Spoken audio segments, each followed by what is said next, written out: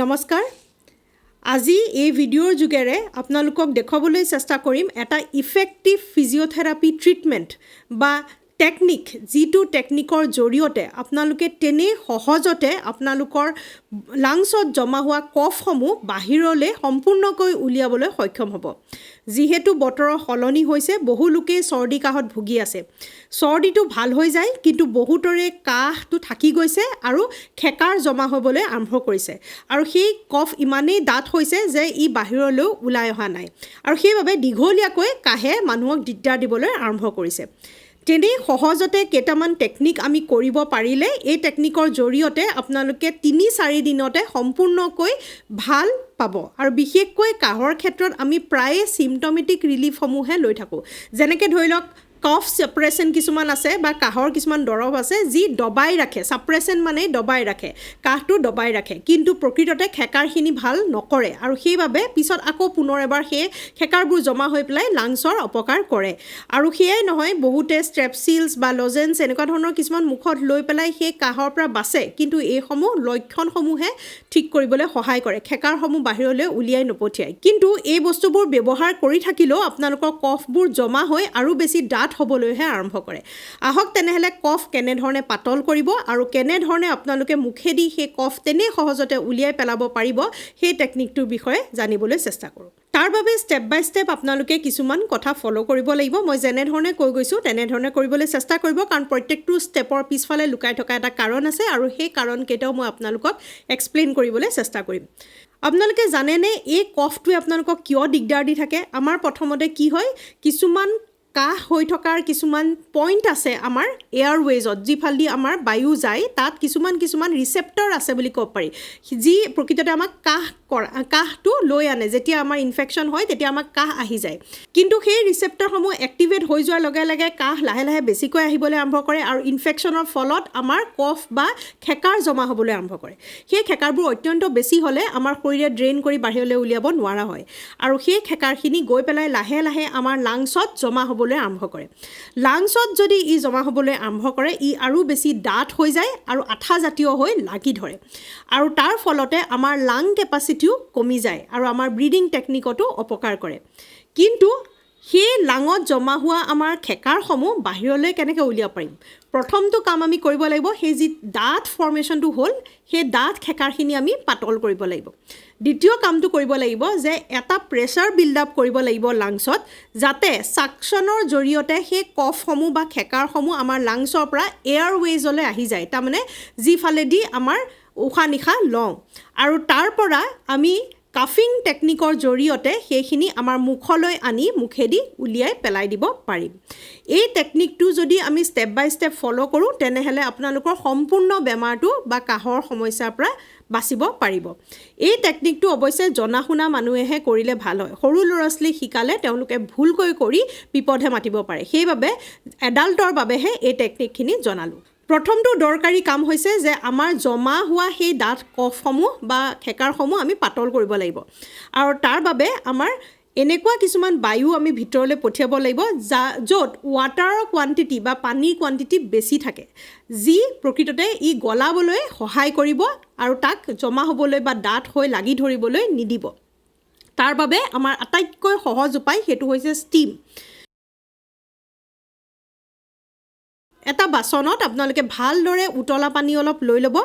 ভালদৰে বকবককৈ উতলাৰ পিছত সাৱধানেৰে আপোনাৰ ওচৰলৈ আনি এখন টাৱেল লৈ পেলাই আপোনালোকে সেই ষ্টিমটো ল'বলৈ আৰম্ভ কৰিব এতিয়া কেনেধৰণে সেই ষ্টিমটো ল'ব সেইটো দৰকাৰী প্ৰথমতে নাকেৰে ল'ব নাকেৰে লওঁতে আপোনালোকৰ যি বায়ু সোমাব সেই বায়ুত যথেষ্ট পৰিমাণে পানীৰ কোৱান্টিটি থাকিব আৰু সেইবাবে ই কফটো গলাবলৈ সহায় কৰিব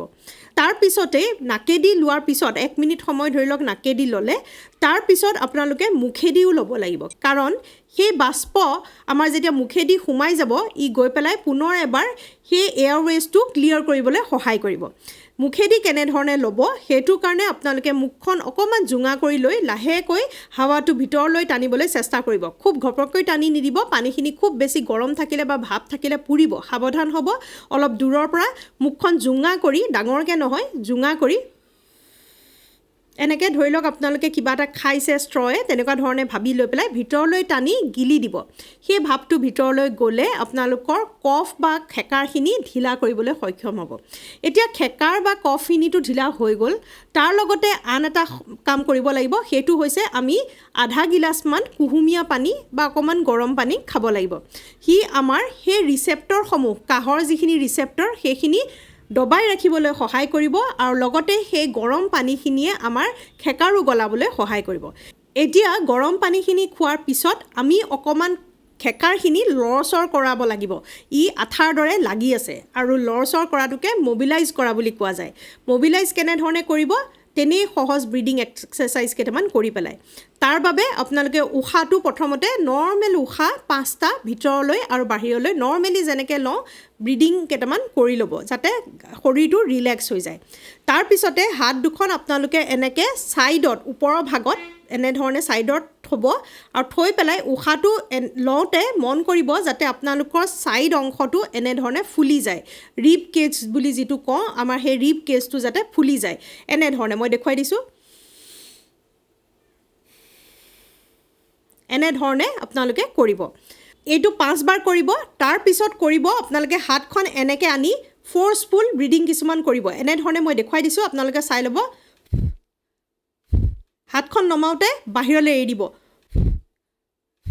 এনেধৰণে কৰিলে আমাৰ লাংছখনৰ ভিতৰত মবিলাইজ হ'ব আৰু গলাই থোৱা কফখিনি জেগাৰ পৰা অকণমান আঁতৰিবলৈ সহজ হ'ব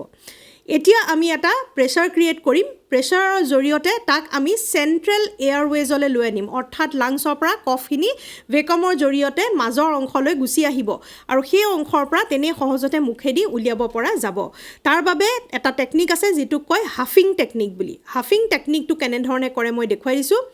আধা উশাহ লৈ ল'ব আৰু লৈ পেলাই মই দেখুৱাম কেনেধৰণে তাক এৰিব লাগিব এনেধৰণে প্ৰথমতে আধা উশাহ ল'ব পূৰা ভৰাব নালাগে বন্ধ কৰিলে এই শব্দটো কৰিব লাগিব পুনৰ এবাৰ দেখুৱাইছোঁ আধা উশাহ লৈ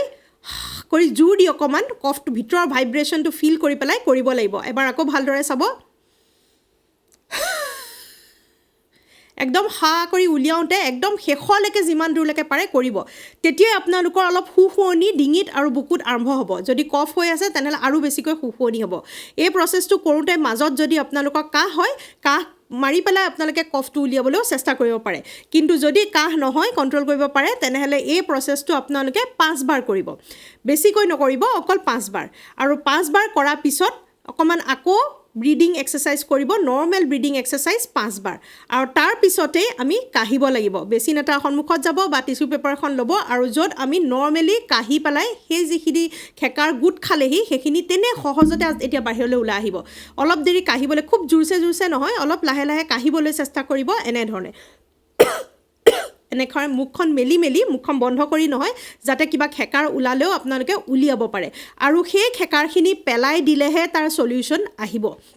অকল কাহটো বন্ধ কৰি ৰিচেপ্টৰখিনি কমাই থ'লে তাৰ সলিউশ্যন নাপায় ইয়াৰ বাবে বহুতে ঘৰুৱা টেকনিক কিছুমান কৰে আপোনালোকৰ যিবোৰ সেন্সেশন সেইখিনি কমাবলৈ নিশ্চয় সহায় হ'ব আৰু স্পুটম বা আমাৰ খেকাৰ গলাবলৈও সহায় হ'ব কিন্তু বাহিৰলৈ হয়তো নোলাব পাৰে যেতিয়া খুব বেছিকৈ গোট খাই যায় আৰু ডাঠ হৈ যায় তেতিয়া এই টেকনিকটো কৰাটো আৱশ্যকীয় এই টেকনিকটো কৰোঁতে আপোনালোকৰ যদি কিবা চচনি খায় বা কিবা যদি এনেকুৱা উশাহ ল'বলৈ দিগদাৰ হয় তেনেহ'লে এই টেকনিকটো নকৰিব যদিহে এষ্টামাৰ প্ৰব্লেম আছে আৰু কৰিবলৈ কঠিন হৈছে তেনেহ'লেও এই টেকনিকটো আপোনালোকে এভইড কৰিব পাৰে অকল ফিজিঅ'থেৰাপিষ্ট এজনৰ ওচৰত তেওঁলোকৰ সন্মুখত কৰিবলৈ চেষ্টা কৰিব পাৰে আৰু যদি আপোনালোকে সহজতে কৰিব পাৰিছে কোনো ধৰণৰ অপকাৰ নোহোৱাকৈ নিশ্চয় অপকাৰ নহয় খালি শুদ্ধকৈ কৰিব লাগে এনেধৰণে যদি কৰিব পাৰিছে আপোনালোকে ঘৰত কৰি পেলাই কফ অতি সহজতে বাহিৰলৈ উলিয়াব পাৰিব এইটো সহজ টেকনিক আপোনালোকে দিনটোত এবাৰ বা মেক্সিমাম 2 বাৰ কৰিব লাগে ৰাতিপুৱাৰ সময়তো কৰিব পাৰে বা ৰাতিৰ সময়তো আপোনালোকে কৰিব পাৰে আৰু যিমান পাৰে খেকাৰখিনি বাহিৰত উলিয়াবলৈ চেষ্টা কৰিব ইয়াৰ লগতে এটা আৱশ্যকীয় কথা যাতে ইৰিটেশ্যন নহয় তাৰ বাবে পলিউশ্যনৰ পৰা বাচি থাকিব স্মোকিং নকৰিব আৰু ধোঁৱা ধূলি এই সমূহৰ পৰা আঁতৰি থকাটো আৱশ্যকীয় নহ'লে এই কফ ৰিচেপ্টৰবোৰ ই সদায় ইনিচিয়েট কৰি থাকিব বা এক্টিভেট কৰি থাকিব যাৰ বাবে আপোনালোকৰ কাহটো তললৈ নামি নাহিব ইয়াৰ উপৰিও পানী খোৱাটো বিৰাট বেছি আৱশ্যকীয় কাৰণ হাইড্ৰেশ্যনৰ জৰিয়তে আমি আমাৰ খেকাৰসমূহ কোমল কৰি ৰাখিব পাৰোঁ আৰু কফ ৰেচেপ্টৰসমূহো ঠাণ্ডা কৰি ৰাখিব পাৰোঁ সেইবাবে যথেষ্ট পৰিমাণে গৰম পানী খাব আৰু লগতে যিমান পাৰে স্মকিং পলিউশ্যন এইসমূহৰ পৰা আঁতৰি থাকিব আৰু বাকী কাহ কমাবৰ বাবে বিভিন্ন ধৰণৰ ঘৰুৱা টেকনিক্সসমূহতো আছেই সেইখিনিও কৰিব পাৰে মোৰ আগৰ ভিডিঅ'ত কেইবাটাও ভিডিঅ'ত দিয়া হৈছে আপোনালোকে সেই ভিডিঅ'খিনি চাই পেলাইও সেই টেকনিকখিনিও কৰিব পাৰে এইটো হৈ গ'ল আমাৰ এটা ফিজিঅ'থেৰাপি টেকনিক যিটো অকণমান মডিফাই কৰি আপোনালোকে ঘৰত সহজে কৰিব পৰাকৈ আপোনালোকলৈ আগবঢ়ালোঁ বিৰাট দৰকাৰী ভিডিঅ' হয় আৰু বিৰাট আৱশ্যকীয় ভিডিঅ' হয় ভিডিঅ'টো শ্বেয়াৰ কৰিব বুলি আশা ৰাখিলোঁ বহু লোকে ভুগি আছে কাহত তেওঁলোকে যাতে ইয়াৰ পৰা পৰিত্ৰাণ পায় তাৰ বাবে আপোনালোকক শ্বেয়াৰ কৰিবলৈ অনুৰোধ জনালোঁ নতুন এটা ভিডিঅ' যোগে লগ পোৱাৰ প্ৰতিশ্ৰুতিৰে আজিলৈ সামৰোঁ নমস্কাৰ